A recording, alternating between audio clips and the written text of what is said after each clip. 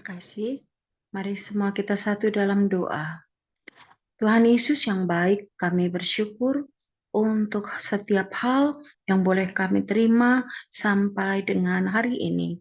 Bapa, kami bersyukur atas setiap persembahan penyembahan pujian yang boleh kami naikkan pada hari ini Tuhan. Kiranya penyembahan pujian ini boleh naik ke hadirat Tuhan, menjadi dupa yang harum di hadapan Tuhan. Dan kini Tuhan Yesus, saatnya kami akan duduk diam di bawah kaki-Mu untuk kami dapat masuk dan mendengarkan firman Tuhan. Kiranya setiap firman Tuhan yang ditaburkan pada hari ini, itu boleh menjadi kehidupan kami yang baru, pelajaran bagi kami, dan itu boleh menambah pengetahuan bagi kami. Berkati setiap petugas-petugas hari ini yang membacakan firman Tuhan dan juga ada Pastor Pauzang yang akan membawakan firman Tuhan agar Engkau memberkati, Engkau taruh perkataan-Mu Tuhan ke dalam perkataannya agar kiranya itu semua boleh menjadi berkat bagi kami semua. Hanya inilah doa kami di hadapan Tuhan dan kami alaskan doa ini hanya di dalam nama Yesus. Haleluya. Amin. Terima kasih Bu Elia Pati. Amin. Terima kasih Bu Lazarus. Ya silakan Bu Nerliana. Baik, terima kasih Mbak Elia. Pembacaan firman Tuhan dari 2 Samuel 20 ayat yang pertama sampai 26. Demikian firman Tuhan.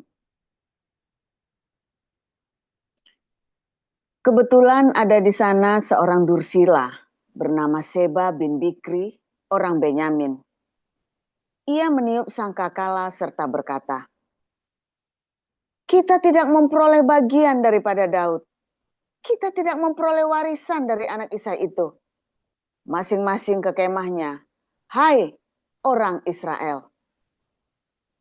Lalu semua orang Israel itu meninggalkan Daud dan mengikuti Seba bin Bikri. Sedangkan orang-orang Yehuda tetap berpaut kepada raja mereka, mengikutinya dari sungai Yordan sampai Yerusalem. Sampailah Daud ke istananya di Yerusalem, lalu raja mengambil ke-10 gundik yang ditinggalkannya untuk menunggu istana. Kemudian dimasukkannya mereka dalam sebuah rumah di bawah penjagaan. Ia memelihara mereka, tetapi tidak menghampirinya. Mereka tetap terasing seperti janda sampai hari mati mereka. Berkatalah raja kepada Amasa, "Kerahkanlah bagiku orang-orang Yehuda dalam 3 hari. Kemudian menghadaplah lagi kemari." Lalu pergilah Amasa mengerahkan orang Yehuda, tetapi ia menunda-nunda tugas itu sampai melewati waktu yang ditetapkan raja baginya. Lalu berkatalah Daud kepada Abisai, "Sekarang Seba bin Bikri lebih berbahaya bagi kita daripada Absalom. Jadi engkau bawalah orang-orang tuanmu ini dan kejarlah dia, supaya jangan ia mencapai kota yang berkubu. Dan dengan demikian ia luput daripada kita." Lalu Yoab orang Kreti dan orang Pleti dan semua pahlawan keluar menyusul dia. Mereka keluar dari Yerusalem untuk mengejar Seba bin Bikri. Ketika mereka sampai ke batu besar yang di Gibeon, maka Amasa sudah tiba di sana lebih dahulu daripada mereka. Adapun Yoab mengenakan pakaian perang, dan di luarnya ada ikat pinggang dengan pedang bersarung terpaut pada pinggangnya. Ketika ia tampil ke muka, terjatuhlah pedang itu. Berkatalah Yoab kepada Amasa, "Engkau baik-baik, saudaraku?" Sementara itu, tangan kanan Yoab memegang janggut Amasa untuk mencium dia. Amasa tidak awas terhadap pedang yang ada di tangan Yoab itu. Yoab menikam pedang itu ke perutnya, sehingga isi perutnya tertumpah ke tanah. Tidak usah dia ditikamnya 2 kali, sebab ia sudah mati. Lalu Yoab dan Abisai, adiknya, terus mengejar Seba bin Bikri. Dan seorang dari orang-orang Yoab tinggal berdiri di dekat mayat itu sambil berkata, "Siapa yang suka kepada Yoab dan siapa yang memihak kepada Daud, baiklah mengikuti Yoab." Dalam pada itu, Amasa terguling mati dalam darahnya di tengah-tengah jalan raya.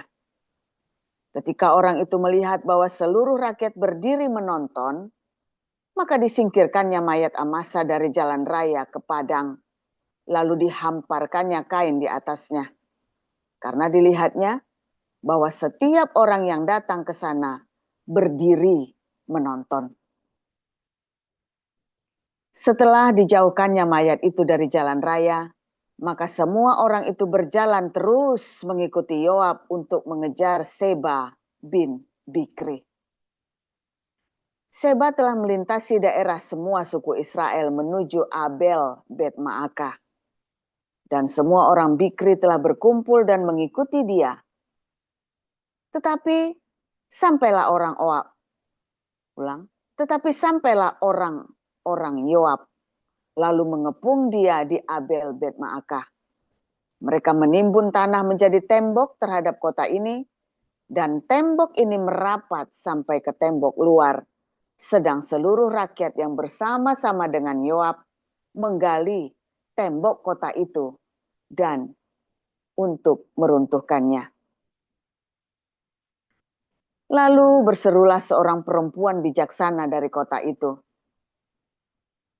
"Dengar, dengar, katakanlah kepada Yoab, mendekatlah kemari, supaya aku berbicara dengan engkau."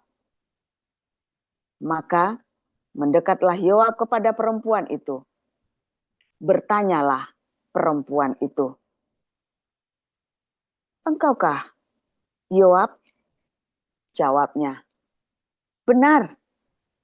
Lalu berkatalah perempuan itu kepadanya, "Dengarkanlah perkataan hambamu ini." Jawabnya, "Baik." Kemudian berkatalah perempuan itu, "Dahulu biasa orang berkata begini, baiklah orang minta petunjuk di Abel dan di Dan.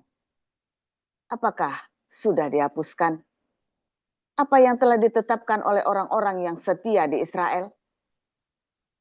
Tetapi engkau ini berikhtiar membinasakan suatu kota, apalagi suatu kota induk di Israel. Mengapa engkau hendak menelan habis milik pusaka Tuhan?" Lalu Yoab menjawab, "Jauhlah, jauhlah daripadaku untuk menelan dan memusnahkan. Bukanlah begitu halnya. Tetapi seorang dari pegunungan Efraim yang bernama Seba bin Bikri telah menggerakkan tangannya melawan Raja Daud.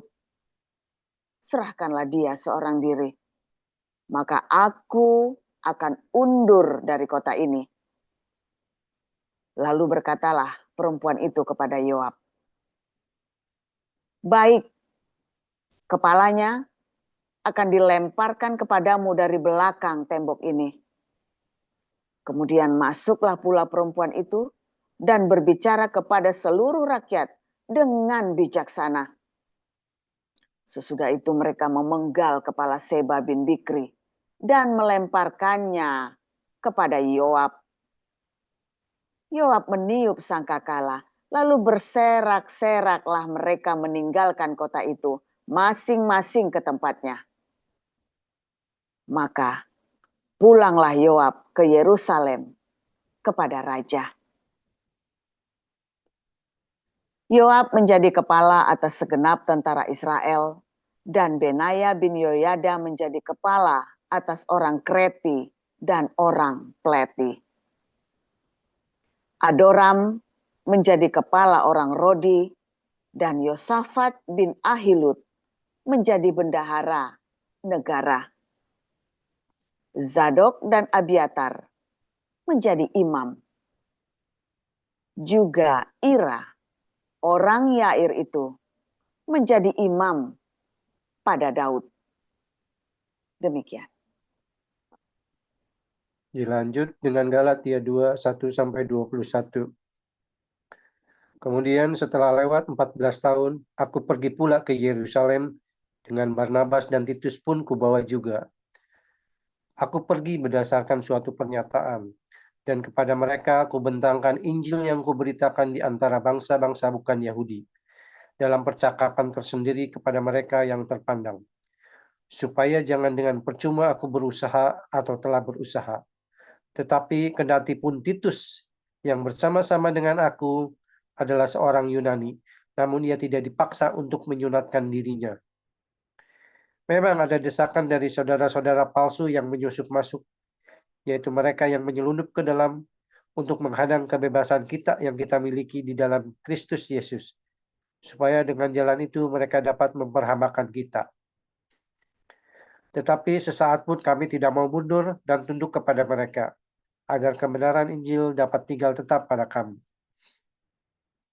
Dan mengenai mereka yang dianggap terpandang itu, bagaimana kedudukan mereka dahulu, itu tidak penting bagiku, sebab Allah tidak memandang muka. Bagaimanapun juga, mereka yang terpandang itu tidak memaksakan sesuatu yang lain kepadaku. Tetapi sebaliknya, setelah mereka melihat bahwa kepadaku telah dipercayakan pemberitaan Injil untuk orang-orang tidak bersunat, sama seperti kepada Petrus untuk orang-orang bersunat. Karena ia yang telah memberikan kekuatan kepada Petrus untuk menjadi rasul bagi orang-orang bersunat. Ia juga yang telah memberikan kekuatan kepadaku untuk orang-orang yang tidak bersunat.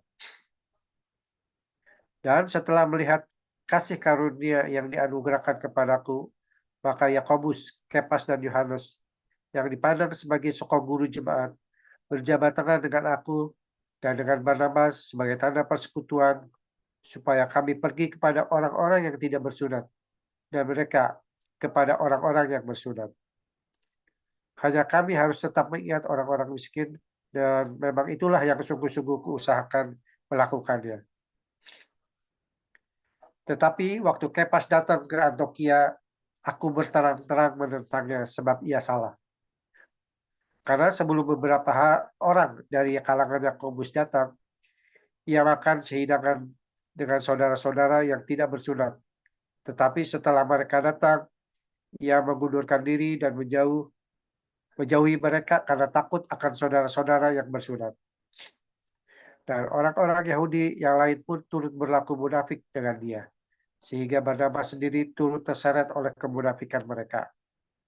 Tetapi waktu kulihat bahwa kelakuan mereka itu tidak sesuai dengan kebenaran Injil, aku berkata kepada Kepas di hadapan semua orang, di hadapan mereka semua, jika engkau seorang Yahudi hidup secara kafir dan bukan secara Yahudi, bagaimanakah engkau dapat memaksa saudara-saudara yang tidak bersunat untuk hidup secara Yahudi? Menurut kelahiran kami adalah orang Yahudi, dan bukan orang berdosa dari bangsa-bangsa lain. Kamu tahu bahwa tidak seorang pun yang dibenarkan oleh karena melakukan hukum Taurat, tetapi hanya oleh karena iman dalam Kristus Yesus.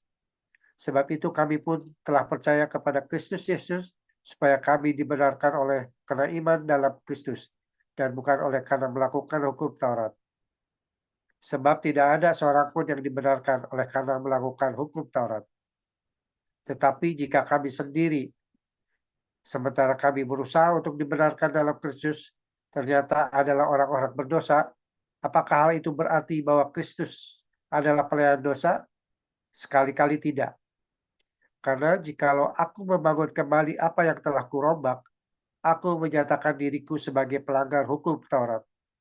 Sebab aku telah mati oleh hukum Taurat, untuk hukum Taurat, supaya aku hidup untuk Allah. Aku telah disalibkan dengan Kristus. Namun aku hidup, tetapi bukan lagi aku sendiri yang hidup, melainkan Kristus yang hidup di dalam aku. Dan hidupku yang kuhidupi sekarang di dalam daging adalah hidup oleh iman dalam Anak Allah yang telah mengasihi aku dan menyerahkan dirinya untuk aku. Aku tidak menolak kasih karunia Allah, sebab sekiranya ada kebenaran oleh hukum Taurat, maka sia-sialah kematian Kristus. Amin.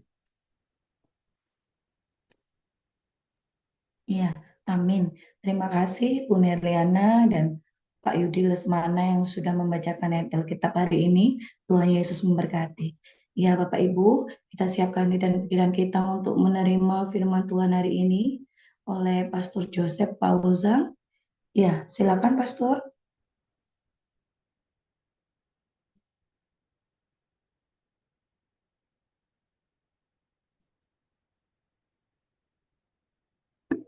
Iya, Bapak Ibu, saya mau informasikan, Haleluya. jangan lupa ya. Oh ya, silakan Pastor. Ya, firman Tuhan selalu baru bagi kita setiap hari ketika kita menantikan Tuhan ya dengan ketulusan hati. Saudara, kalau hatimu tidak tulus, ya tidak nyampe-nyampe. Ya, hati kita itu harus selalu tulus. Kendalanya banyak orang ya mau berkat Tuhan, tapi dia nggak mau hati yang tulus, penuh dengan intrik, tipu muslihat, saudara ya. Penuh dengan tipu muslihat hidupnya, dengan intrik-intrik. Punya akal itu beda dengan orang yang punya akal ya. Berhikmat itu beda dengan berintrik, saudara ya. Berintrik itu berarti yang Anda ngomong itu hatinya punya agenda lain. Itu namanya intrik. Saya berharap di yayasan kita, di komunitas kita, jangan berintrik. Kenapa, saudara? Karena dari saya nggak berintrik. Pasti kegiles-giles kalau kamu berintrik-intrik. Saudara, pasti kegiles-giles. Pasti nggak tahan. Kenapa? Karena saya mengajari tidak berintrik. Itu dengan sendirinya. Ya, itu seperti kayak spiritnya itu begitu. Kalau spiritnya saya berintrik, maka sampai ke bawah berintrik semua tuh, saudara. Kalau spiritnya saya intrik, maka di bawah berintrik semua. Kalau spirit saya enggak, tabrak-tabrak sampai ke bawah. Ya, beberapa orang jadi ketabrak ya, karena bercoba intrik dengan kita, nggak tahan, dia ketabrak. Sakit sekali, namanya orang ketabrak ya, sakit ya.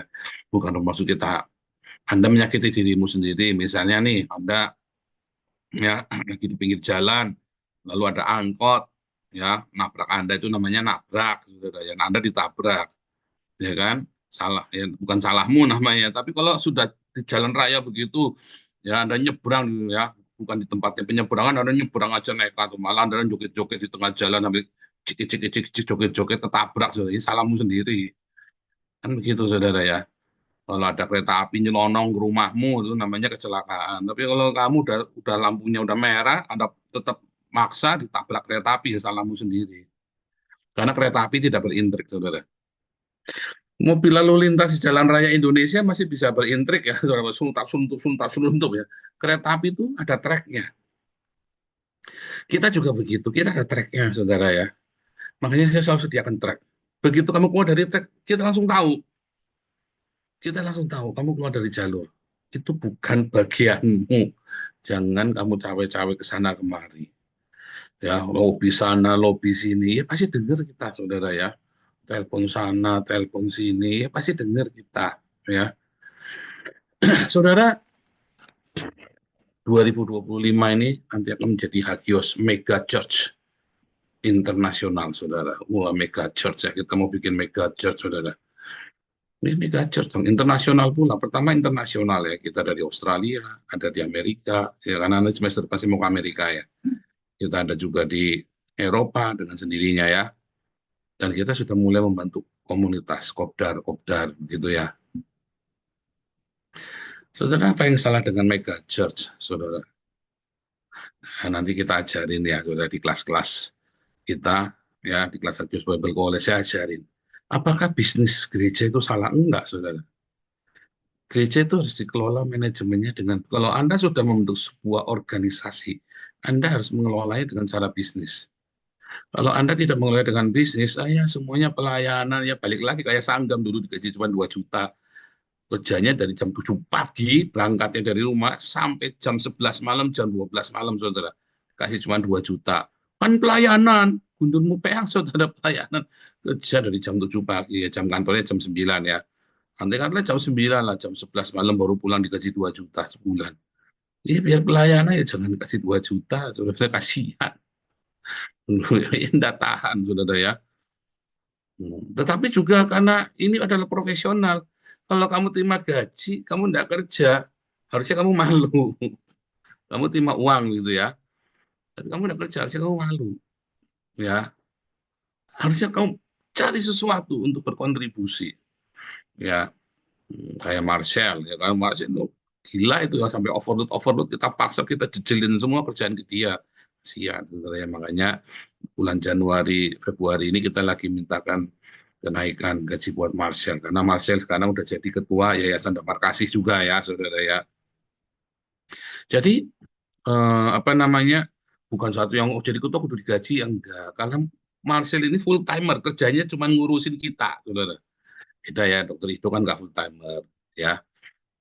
Kalau Marcel ini kan full timer. Nah, kita coba tuntut sesuai dengan apa namanya, dengan job disk masing-masing. Dan kalau ada yang memang dia full time di tempat kita, ya kita harus kasih, saudara. Kecuali dia nggak full time ya. Memang aku mau melayani, ya saudara ya. Dan kamu berlebihan, ya ngapain juga dikasih, ngapain juga minta, ya kan. Tapi kalau kamu sendiri kurang, nggak apa-apa kita kasih. Nggak usah sombong juga, nggak usah gengsi juga. Kalau kita nilai kurang, masalah nanti kamu lebih, yaitu kamu share kembali. Saudara, kadang-kadang saya terima uang donasi pribadi ya, ada beberapa orang yang memberikan saya donasi pribadi. Kalau saya lebih, saya kembalikan ke yayasan, saudara. Kalau bulan itu saya surplus, saya kembalikan ke yayasan. Ya, saya surplusnya banyak gitu ya, misalnya oh, terlalu banyak, saya kembalikan. Harus belajar ngomong cukup. Ya, harus belajar ngomong cukup. Kadang-kadang, saudara ya, orang-orang, saya goblok ya, dan saya goblok. Saya dari 2021, ya kita teriak-teriak cari dana, bukan buat saya. Nggak pernah saya sekalipun minta dana buat pribadi saya ya. Padahal saya kurang juga saya diem. Saya kurang pun saya diem, saudara ya. Ya sudah, cukupkan dengan apa yang ada ya. Sampai Koden pun tanya, ya Pastor Daniel, masa cukup 400 euro sebulan? Ya cukup lah. Jangan beli barang baru di bekas. Masaknya masakan Indonesia saja. Jangan masakan yang aneh-aneh. Ya sekarang ya kita beli bikin macam-macam ya. Itu kan sudah lebih banyak. Sudah lebih dari sayur lodeh tadi Andreas makan ikan goreng sama udang tiger ya yang 20 cm, saudara. Enak sih ya, karena sudah ada uangnya lebih, saudara ya. Semua kan disertai dengan rasa cukup. Saudara, kita kumpulkan uang mungkin sudah 30 miliar ya, saudara ya. Bayangin kalau itu masuk rekening saya semua, saudara. Asik ya, saudara ya, 30 miliar loh. Banyak. Supaya saya nggak usah mikirin Indonesia, saudara. Goblok ya, saya sudah goblok banget saya memang. Orang-orang bilang saya goblok. Ya kan, ngumpulin 30 miliar cuma dikasihin bagi-bagi, uang hilang semua. Di sini sama ya. Yang di Belanda pun kita bagi-bagi, setiap seminggu 2 kali kita kasih makan 100 orang ya, saudara ya. Hilang. Sampai orang-orang Belandanya pada heran-heran. Ini orang bekas asilum, bekas refugee. Saya kan bekas refugee politik kan. Uangnya juga dari pemerintah, sekarang bisa bagi-bagi makanan, saudara ya. Hebat ya. Hebat. Sombong, iya sombong, saudara. Goblok, bukan sombong, goblok, saudara. Bukan sombong, goblok. Tetapi kita memutuskan untuk menjadi bodoh saja. Sebab apa, saudara? Sebab saya pegang janji Tuhan. Ada yang lebih penting daripada kita hidup dengan mobil mewah, barang mewah, dengan pakaian yang mewah, dengan barang-barang yang dengan lux begitu ya. Ada yang lebih penting, saudara, hidup ini. Ya kan? Kalau kita tengok ke belakang ya, dari tahun 2021 mulai kita ya, 2021 kita mulai bulan apa tuh, Maret atau April itu ya, kita mulai itu ya, mulai kenceng ya, 2021 Januari kan kita udah mulai embun pagi itu kan. 2021, 22, 23, 24, 4 tahun kita nih ya, persis Januari besok itu 4 tahun kita, saudara ya. Ya, yang ya, 4 tahun ya, paling embun paginya Januari itu ya. Embun paginya 1 Januari, habis tahun baru 2020. Nah, terus kita mulai ya, saudara ya, Maretnya itu yayasannya, Yayasan Damarisnya ya. Dulu Pak siapa yang mulai, Pak Andi Sunario, Pak Charles. Saudara, kita kumpulkan ya, yang buat Apolonis Darmawan ya, 300 juta lebih, hampir 400 ya. Kita kumpulkan lagi buat Yusuf Manupulu, buat siapa ratusan juta. Ini kan buat pakai sendiri ya, saudara ya, pakai sendiri itu lebih enak. enak, pakai sendiri lebih enak. Ya, maka untuk saya pribadi, yaitu donaturnya hanya 1-2 orang saja, saudara ya, 1-2 orang gantian. Kalau lebih saya kasihkan. Sudah, itu adalah sebuah keputusan ya, saudara ya. Itu keputusan. Bahkan kita mau minta buat dana buat di Eropa saja, yang kita kumpulin ya, kita kumpulin yuk. Saya coba kemarin teriak ya, saudara. Bulan pertama kan kita pakai rekening Hagios Internasional yang di Belanda sama pakai rekening BNI saya, saudara ya. Bulan pertama kita kumpulkan itu bisa 100, pokoknya 1 atau 2 bulan ya, kita kumpulkan itu ya. Kita 100 atau 150 juta loh, saudara. Saya teriak itu bisa 100 atau 150 juta yang masuk ke rekening Hagios itu ya, atau masuk ke rekening ini ya. Ajaib ya, saudara ya. Nah, tetapi akhirnya kita bilang enggak, ini harus dikembalikan pakai rekening yayasan supaya semuanya jelas sirkulasinya. Mengapa? Ya, karena ini pekerjaan Tuhan, bukan milik pribadi. Ya, saudara ya. Ini pekerjaan Tuhan, bukan milik pribadi. Goblok, ya goblok, nggak apa-apa. Goblok ya, saudara ya. Goblok, tetapi kalau kamu ingin panjang, kalau kamu ingin membuat pelayanan yang besar, ya membuat pelayanan yang banyak, membesar itu bukan besar kita mau bersombong-sombong, bukan. Kalau mau bersombong-sombong, nggak perlu begitu, saudara. Ada cara lain lagi. Kalau kamu ingin langgeng pelayanan lebih panjang, ya, nafasmu bisa panjang pelayanannya, ya, juga kamu makin besar orang percaya. Ya, untuk bisa nafasnya panjang kan harus selalu ada donasi. Untuk bisa selalu ada donasi, kamu harus terbuka dengan masyarakat. Semua YouTuber sudah pada rontok semua, sudah cari donasi-donasi semua, sudah pada rontok semua yang cari donasi. Kita yang masih eksis sampai hari ini, saudara.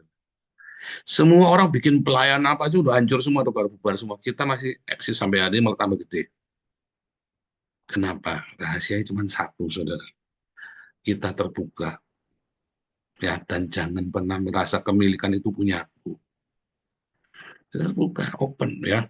Laporan keuangan yang jelas. Bahkan dana yang dikirim ke Eropa pun kita buat laporan keuangannya loh. Walaupun saya tidak suka dengan dia. Anak saya lagi kerjain. Kemudian saya bikin katanya salah. Anak saya bikin ulang jadinya ya. Bikin salah itu maksudnya nggak lengkap, nggak detail. Pokoknya saya generalize saja, dikumpulin. Mungkin kalau masuk uang keluaran gampang. Nggak boleh. Karena nanti ini uang apa, uang dari mana nggak jelas. Jadi anak saya lagi bikin ulang ya, saudara ya.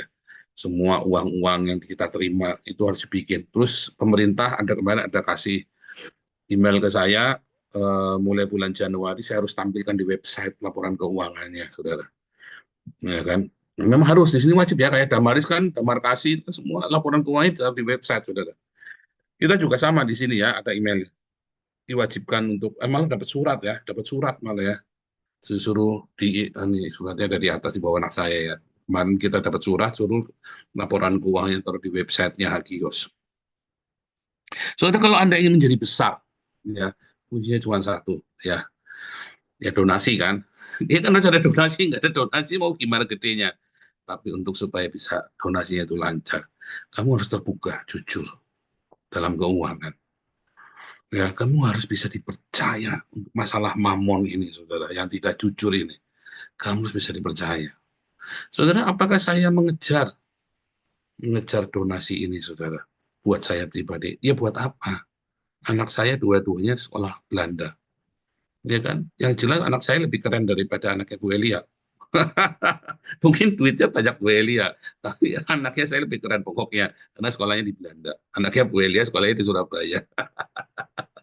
Oke, saya lebih keren. Mungkin uangnya lebih banyak ini ya, Bu Neriana. Mungkin uangnya lebih banyak Pak Enardo. Ya, tapi pokoknya anak saya lebih keren karena sekolahnya di Belanda. Biar gak punya duit juga. Harus cukup, saudara. Itu sudah anugerah buat saya. Saya mesti mau kurang apa lagi, saudara. Kita pakai mobil, pakai mobil tua saja. Ya, mokok-mokok dikit. Yang penting begitu kita direparasi, ya udah ya. Yang penting bisa direparasi, ya kan. Mobil tua yang namanya mobil capek 2009 ya harus direparasi. Masa mobil nggak pernah reparasi, saudara. Mobil mau bandel sekali ya. Ya tetap cukup hidup sederhana, menikmati, saudara ya. Yang penting kan punya mobil, daripada saya suruh ngontel dari Den Haag ke rumah saya 180 kilo suruh naik sepeda, dasnya sudah untung naik mobil. ya kan? Untung naik mobil ya. Dulu anak saya 17 kilo PP ya sekolah ya, naik sepeda, belum punya tiket buat kereta, belum dapat subsidi kan. Nah, sepeda dia tiap hari, Saudara, Senin sampai Jumat 17 kilo, PP 35 kilo. Tapi kita menikmati dengan semangat ya, Saudara ya. Saudara, kalau kita mau jadi besar, kita semua harus terbuka dengan keuangan. Transparan semua yayasan itu, Saudara. Maka kita jadi besar. Apa yang salah ketika jadi besar, Saudara? Apa yang kita lakukan? Ya, kita membuat sebuah mega church namanya. Kita mau jadi besar kan? Apa mau cuma ngasih makan 100 orang aja tiap hari kan? Enggak, kita maunya kan 5.000, 10.000 itu mega church, gereja yang berskala besar. Ya, yang salah dari mega church kalau dia tidak kasih makan orang. Kalau jemaatnya kere, Saudara, itu yang salah. Yang salah dari mega church adalah ketika pendetanya sugih nemen, jemaatnya kere-kere. Itu salah, Saudara. Karena tidak boleh ada yang miskin dalam komunitas kita, Saudara. Ya, jadi kalau pendetanya sampai kaya sekali, berlimpah-limpah, ya duitnya pakaiannya pakai merek semua ya, yang branded ya, yang mahal-mahal. Sementara jemaatnya kere-kere, itu gereja salah, Saudara. Tidak ada yang salah dengan gedung gereja, Saudara. Tidak ada yang salah dengan gedung gereja. Yang salah ketika kita mengutamakan gedung gereja daripada orang-orang yang kita bangun di dalamnya. Kalau kita konsisten dengan membangun sumber daya orang-orang ini, Saudara ya, Marcel nanti kita kirim ke Belanda ya sama si Oscar, Saudara, gantian ya nanti lihat yang mana prioritas dulu, kita kirim dulu ya. Saya butuh training di depan, saya harus tak training, tak pegang sendiri, Saudara ya, supaya spiritnya, supaya dia tahu ya, ketika saya ngamuk, ketika saya lagi jengkel, dia harus tahu rasanya seperti apa, Saudara. Jadi bandel nanti, gar ya. Saya ini pekerja yang sadis, Saudara ya. Kerja keras, kalau saya kerja keras itu sadis, Saudara ya. Bisa lihat tiap hari orang-orang sampai ini. Andreas saja gila kamu kuat ya, sebenarnya nggak kuat, cuma sudah ditekadin. Saya nyetir sehari 4 jam, Saudara, setir mobil ya. Sehari 4 jam, 180 kilo kali 2, 360 kilometer sehari, Saudara. Ditekadin, kita mau rawat komunitas ini. Kita bikin komunitas di Den Haag, sama ngasih makan judulnya. Tapi kita butuh tempat. Tempatnya itu mahal. Sebab kalau nggak ada tempat, orang itu kita nggak bisa kasih makan di pinggir jalan terus, Saudara. Apalagi musim dingin, apalagi kalau kita bikin acara, tetap jatuhnya lebih murah kalau kita punya tempat sendiri.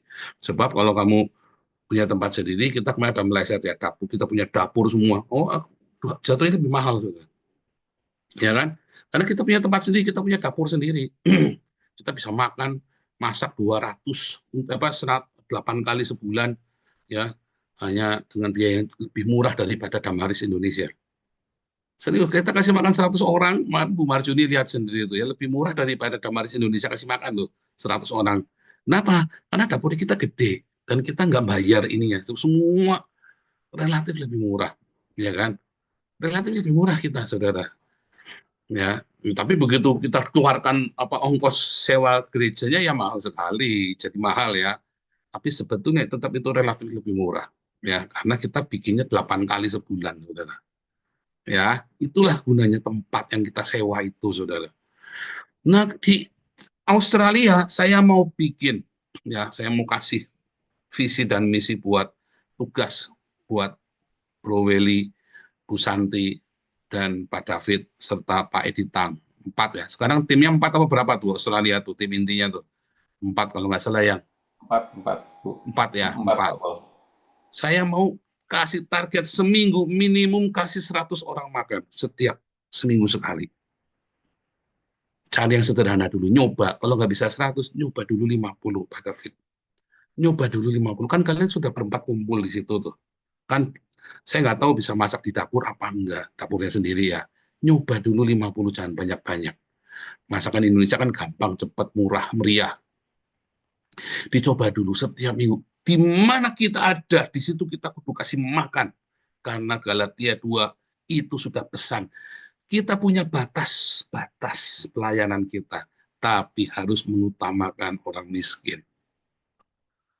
Harus cari tempatnya. Itulah komunitas kita dibangun di sebuah movement ya. Sampai kemarin yang bilang ya, kemarin yang salah Bu Rosna Bapak ingat ya. Ini adalah movement, kegerakan, yaitu apa? Diakonia. Kita ini, komunitas kita ini dimulai dari movement diakonia. Baik untuk orang yang tidak mengenal Tuhan maupun orang yang ada di dalam kita. There is no poor among us. Sambil kita kasih makan, Pak David, Bro Weli, Pak Editang, Bu Santi, sambil kita jangkau itu anak-anak, orang-orang semua, ambil kita injili pelan-pelan. Apa nih kalau di Australia kan bebas, namanya di Indonesia. Lebih bebas, relatif ya, lebih bebas. Harus berani. Kita kan injil kayak kita ya, baptis, satu lagi kita baptis, diketeng ya. Pergi hilang, nggak apa-apa. Pokoknya tugas kita memberitakan, dibaptis, kalau bisa dimuridkan, dimuridkan. Coba seminggu sekali dulu, 50 dulu. Karena kalian kan orangnya sedikit kan. Nah, nanti saya semester 2, 2025, saya usahakan ke Australia, saudara. Saya usahakan ya. Ini saya nginep di rumah Pak David saja nanti, jadi nggak usah bayar penginapan ya Pak David ya. Di ruang tamu apa di mana apa nanti tidur gelaran tikar saja, pokoknya enak di situ. Nanti kita bikin, nanti kita setting, ayo kita bikin setting ini sebelum ditinggal sama Pak David. Karena Pak David dari sana mau saya tarik ke Belanda, saudara. Kita butuh ya. Nah, sebentar. 5 menit lagi, Bu Elia. 5 menit. Jadi saudara, Anda komunitas mega church itu tidak salah kalau satu dibangun ya di atas kegerakan diakonia ya dan marturia, bukan untuk memperkaya Pak Pendeta, bukan untuk memperkaya orang tertentu saudara ya, tapi ini adalah komunitas kita bersama. Kedua saudara, komunitas ini harus dimanage dengan profesional. Justru harus profesional, makanya manajemennya adalah manajemen bisnis. Nanti kalau di Hagios Bible College akan diajarin ya, semester pertama dan semester terakhir. Semester pertama saya kasih tahu. Dan nanti kita ada pertemuan para pengurus, kita belajar Rick Warren. Nanti Pak Sumantri saya beri tugas untuk memberikan presentasi Rick Warren itu ya, Purpose Driven Church. Nah nanti saya akan kasih ininya ya, pengaplikasiannya dalam komunitas kita. Jadi 2 hal itu saudara ya, diakonia marturia yang pertama, yang kedua di-manage dengan profesional. Jangan apa-apa maunya gratisan saudara, maksudnya orang pelayanan terus genjat, enggak boleh saudara. Kalau bisa bekerja, bahkan kalau bisa ya, orang-orang yang kerja itu gajian semua pun kalau bisa saudara. Kalau dananya ada, tentu kan harus disesuaikan ya saudara ya. Nantinya kita harus begitu. Dan ini kita tuntut, ada sanksi, kita keras saudara. Disiplin, itu nanti kita cepat besar. Maunya Pak Stephen juga gitu, kita punya depot, kita akan bikin depot-depot itu ya saudara ya. Kita mencoba 2, Surabaya sama Jakarta dulu. Depot itu nanti bisa pakai buat kopdarnya kita juga ya. Jadi tidak ada yang salah dengan mega church. Yang salah adalah ketika memperkaya satu orang, sementara yang lainnya kere, saudara. Itu yang salah. Duitnya numpuk banyak, sementara jemaatnya kere-kere, saudara. Ya, sementara gerejanya investasi, ya, bikin megah-megah, mewah-mewah, mobilnya mewah semua, jemaatnya kere. Itu salah, saudara. Itulah yang salah. Ya. Dan yang kedua, kalau di-manage dengan amburadul, tidak profesional. Ya, Tuhan Yesus memberkati.